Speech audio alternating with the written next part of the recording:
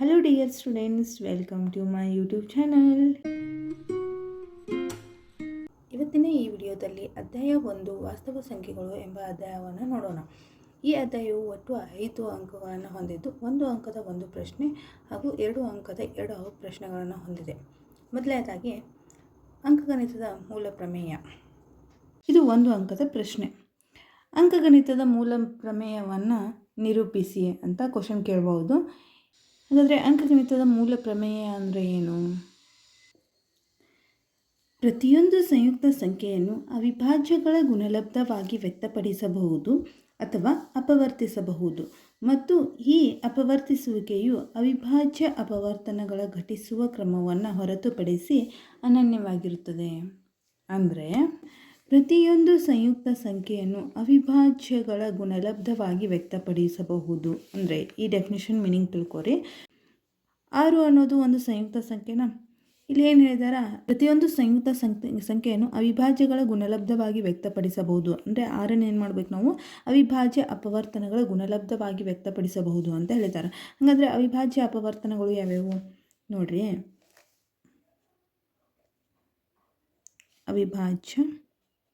ಅವಿಭಾಜ್ಯ ಸಂಖ್ಯೆಗಳು ಅಂದರೆ ಯಾವ್ರಿ? ಒಂದು ಮತ್ತು ಅದೇ ಸಂಖ್ಯೆಯಿಂದ ಮಾತ್ರ ಭಾಗ ಹೋಗಬೇಕು. ಒಂದು ಮತ್ತು ಅದೇ ಸಂಖ್ಯೆಯಿಂದ ಭಾಗ ಹೋಗಬೇಕು ಅಂಥ ಸಂಖ್ಯೆಗಳನ್ನು ನಾವೇನಂತ ಹೇಳ್ತೀವಿ, ಅವಿಭಾಜ್ಯ ಅಪವರ್ತನಗಳು ಅಂತ ಹೇಳ್ತೀವಿ.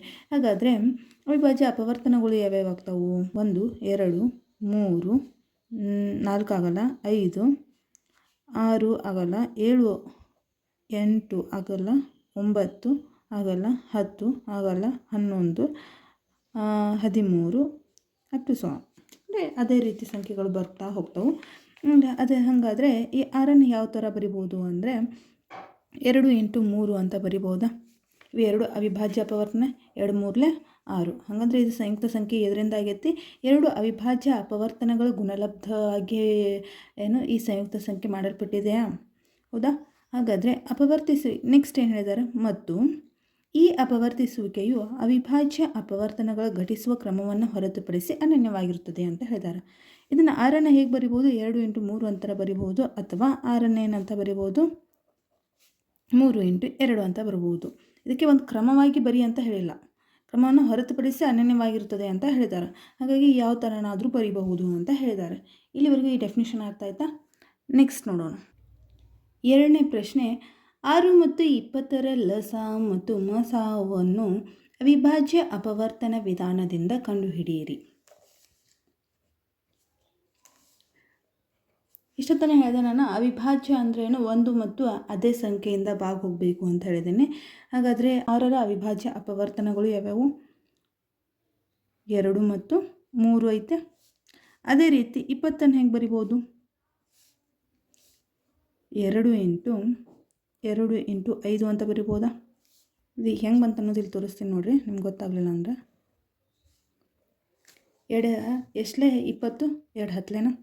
ಆಮೇಲೆ ಇದೇನು 2 ಹೋಗುತ್ತಾ? 2 ಎಷ್ಟಲೇ 10, 2 5ಲೇನ? ಆಮೇಲೆ 5 1 ಹೋಗುತ್ತಾ? ಹೌದಾ? 2 × 2 × 5 ಅಂತ ಬರ್ಕೊಂಡು ಕರೆಕ್ಟ್ ಐತಿ. ಹಾಗಾದರೆ ಈಗ ಮಸಾವನ್ನು ಕಂಡುಹಿಡಿಯೋಣ. ಮಸಾ ಏನಾಗುತ್ತೆ?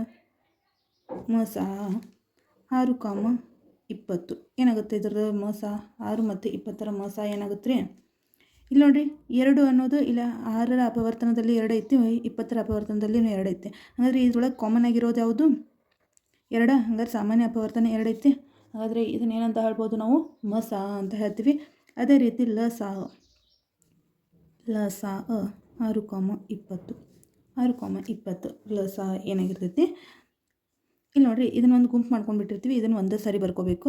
ಇದನ್ನು ಬಿಟ್ಟರೆ ಮತ್ತೆ ಯಾವ್ದು ಐತಿ? 2 ಐತೆ, ಇಲ್ಲೊಂದು 2 ಐತಿ. ಅದು ಬಿಟ್ಟರೆ 3 ಐತಿ, ಅದು ಬಿಟ್ಟರೆ 5 ಐತಿ. ಅಷ್ಟು ಎಲ್ಲದನ್ನು ತೊಗೋಬೇಕು. ಲಸ ಅಂದ್ರೇನು? ಲಘುತ್ತಮ ಸಾಮಾನ್ಯ ಅಪವರ್ತನ. ಹಾಗಾಗಿ ಎಲ್ಲವುದನ್ನು ಕನ್ಸಿಡರ್ ಮಾಡಬೇಕಿಲ್ಲ.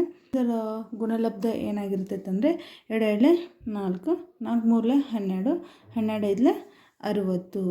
ಹಾಗಾದರೆ 6 ಮತ್ತು 20ರ ಲಸ ಎಷ್ಟು? 60. 6 ಮತ್ತು 20ರ ಮಸ 2 ಆಗಿದೆ. ಸೂಚನೆ ಅಥವಾ ನೋಟ್ ಅಂತ ಕರೀತಾರಲ್ಲ. ಯಾವುದೇ ಎರಡು ಧನ ಪೂರ್ಣಾಂಕಗಳು ಎ ಮತ್ತು ಬಿಗಳಿಗೆ ಮಸಾವು ಎ ಕಾಮ ಬಿ ಇಂಟು ಲಸಾ A comma B is equal to A into B ಆಗಿರ್ತದೆ.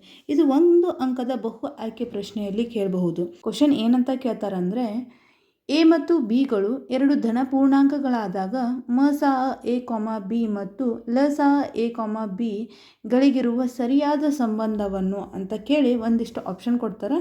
ಅದರೊಳಗೆ ಈ ಆಪ್ಷನ್ ನೀವೇನು ಮಾಡಬೇಕು, ಸರಿಯಾಗಿ ಟಿಕ್ ಮಾಡಬೇಕು. ಈ ಫಾರ್ಮುಲಾ ಎದಕ್ಕೆ ಯೂಸ್ ಮಾಡ್ತಾರಂದರೆ, ಈ ಫಾರ್ಮುಲಾ ಎರಡು ಧನ ಪೂರ್ಣಾಂಕಗಳನ್ನು ಕೊಟ್ಟಿದಾಗ ಲಸ ಮಸ ಕಂಡುಹಿಡಿತೀರಿ. ಅದು ಲಸ ಮಸ ಕಂಡುಹಿಡಿದ ಅದು ಕರೆಕ್ಟ್ ಐತಿ ಇಲ್ಲ ಅಂತ ಅನ್ನಕ್ಕೆ ಆ ಧನ ಪೂರ್ಣಾಂಕಗಳನ್ನು ನಾವು ಏನು ಮಾಡಬೇಕು, ಎರಡನ್ನೂ ಗುಣಲಬ್ಧ ಮಾಡಿದಾಗ ನಿಮಗೇನು ಸಿಗುತ್ತೆ, ಲಸ ಮಸ ಗುಣಲಬ್ಧ ಮತ್ತು ಈ ಎರಡು ಧನ ಪೂರ್ಣಾಂಕಗಳ ಗುಣಲಬ್ಧ ಏನು ಎರಡು ಸಮ ಆಗಿದ್ರಂದ್ರೆ ಅದು ಏನಾಗಿರ್ತೈತಿ, ಲಸ ಮಸ ಕಂಡುಹಿಡಿದಿದ್ದು ಲಸ ಅಥವಾ ಮಸ ಕಂಡುಹಿಡಿದಿರ್ತಾರಲ್ಲ ಅದು ಕರೆಕ್ಟ್ ಐತಿ ಅಂತ ನಾವು ತಾಳೆ ನೋಡ್ಬೋದು. ಇದನ್ನು ತಾಳೆ ನೋಡಲಿಕ್ಕೆ ಯೂಸ್ ಮಾಡ್ತಾರೆ. ಗೊತ್ತಾಯ್ತಾ? ಈ ಫಾರ್ಮುಲಾ ಮೇಲೆ ಕೆಲವೊಂದಿಷ್ಟು ಪ್ರಶ್ನೆಗಳದಾವೆ. ಅದರೊಳಗೆ ಒಂದು ಪ್ರಶ್ನೆಯನ್ನು ನಾನು ಬಿಡಿಸಿ ತೋರಿಸ್ತೀನಿ ನಿಮಗೆ. ಉದಾಹರಣೆ, 96 ಮತ್ತು 404 ಮಸಾವನ್ನು ಅವಿಭಾಜ್ಯ ಅಪವರ್ತನ ವಿಧಾನದಿಂದ ಕಂಡುಹಿಡಿಯಿರಿ. ಇದರಿಂದ ಅವುಗಳ ಮಸಾವನ್ನು ಕಂಡುಹಿಡಿಯಿರಿ. ಅಂದರೆ ಏನು ಮಾಡಬೇಕು, ಮೊದಲು ಅವಿಭಾಜ್ಯ ಅಪವರ್ತನದಿಂದ ನಾವು ಮಸಾವನ್ನು ಕಂಡುಹಿಡಬೇಕು. ಆಮೇಲೆ ಈ ಫಾರ್ಮುಲಾ ಯೂಸ್ ಮಾಡಿಕೊಂಡು ನಾವೇನು ಮಾಡಬೇಕು, ಲಸಾವನ್ನು ಕಂಡುಹಿಡಬೇಕು. ಅದು ಹೇಗಂತ ನೋಡೋಣ. ಇಲ್ಲಿ 96ರ ಅಪವರ್ತನಗಳು ಎರಡರಿಂದ ಹೋಗುತ್ತೆ. ಇದು ಎರಡರಿಂದ ಭಾಗ ಹೋಗುತ್ತಾ. ಎರಡು ಎಷ್ಟಲೇ 96, ಎರಡು 4 8, 1 ಉಳಿತು, 2 8 16, ಮತ್ತು ಎರಡರಲ್ಲೇ ಹೋಗುತ್ತೆ. 2 2 4, 2 4 8, ಮತ್ತು ಎರಡರಲ್ಲೇ ಹೋಗುತ್ತೆ. 2 2 2 2 1 2 2, ಹೌದಾ? ಅದೇ ಮತ್ತೆ ಎರಡರಿಂದ ಹೋಗುತ್ತೆ. 2 6 12, ಮತ್ತು ಎರಡರಿಂದ ಹೋಗುತ್ತೆ. 2 3 6, ನಂತರ 3ರಿಂದ ಹೋಗುತ್ತೆ. 3 1. 96 ಅಪವರ್ತನಗಳು ಯಾವ್ಯಾವಾತು? 96 is equal to 2 into 2 into 2 into 2 into 2 into 3. Next ಹೇಳಿದಾರೆ 404ರ ಅವಿಭಾಜ್ಯ ಅಪವರ್ತನಗಳು ಅಂತ ಹೇಳಿದ್ದಾರೆ. ಇಲ್ಲೇ ಮಾಡ್ತೀನಿ ನೋಡಿರಿ. 404, ಹೌದಾ? ಇದು ಎರಡರಲ್ಲೇ ಭಾಗ ಹೋಗುತ್ತಾ. 2 2 4 0 2. ನೆಕ್ಸ್ಟ್ ಎರಡರಲ್ಲೇ ಹೋಗುತ್ತೆ. 2 1 0 1, ಹೌದಾ? ಮತ್ತು ಹೋಗುತ್ತಾ? ಹೋಗಲ್ಲ. ಹಾಗಾದರೆ 404 ಎಷ್ಟಾಯಿತು? 2 ಇಂಟು 2 ಇಂಟು 101 ಅಂತ ಬರಿಬೋದಾ? ಡೈರೆಕ್ಟ್ ಲಾಸ್ಟಿಗೇನು 101 ಹೋಗ್ಬಿಡುತ್ತೆ, ಮತ್ತು ಇದರಲ್ಲೂ ಹೋಗಲ್ಲ. 101 101 ಅಂತ. ಆದ್ದರಿಂದ 96 ಮತ್ತು 404ರ ಮಸಾವು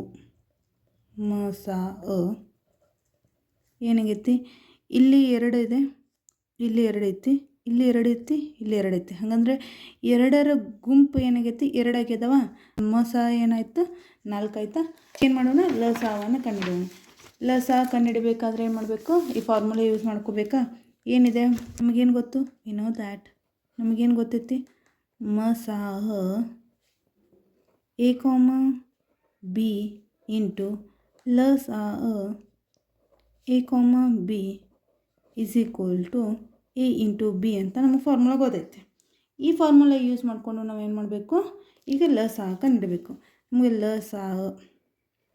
ಲಸಾಹ ಏನು ಕಂಡುಹಿಡಿಯತ್ತೀವಿ, ಎ ಕಾಮ ಬಿ ಅಂದರೆ ಎರಡು ಧನ ಪೂರ್ಣಾಂಕಗಳ. ಹಾಗಾದರೆ 96, 404 ಅಂತ ಬರಿಬಹುದಾ? ಈಸ್ ಈಕ್ವಲ್ ಟು ಎ ಅಂದ್ರೇನು 96 ಇಂಟು ಬಿ ಅಂದರೆ 404. ಇದೇನಾಗುತ್ತೆ, ಡಿವೈಡೆಡ್ ಬೈ ಆಗುತ್ತಾ? ಮಸ ಈಗ ಈಸ್ ಈಕ್ವಲ್ ಟುದಿಂದ ಹೊರಗಡೆ ಬಂದರೆ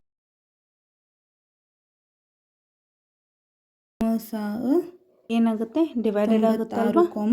404 ಆಗುತ್ತಾ? ಹಾಗಾದರೆ 96 ಇಂಟು 404, 96 ಇಂಟು 404 ಡಿವೈಡೆಡ್ ಬೈ ಮಸ ಎಷ್ಟು ಸಿಕ್ಕೈತೆ ನಮಗೆ, 4 ಸಿಕ್ಕೈತೆ. 4 1 101 ಇಂಟು 96 ಎಷ್ಟಾಗುತ್ತೆ, 101 9696.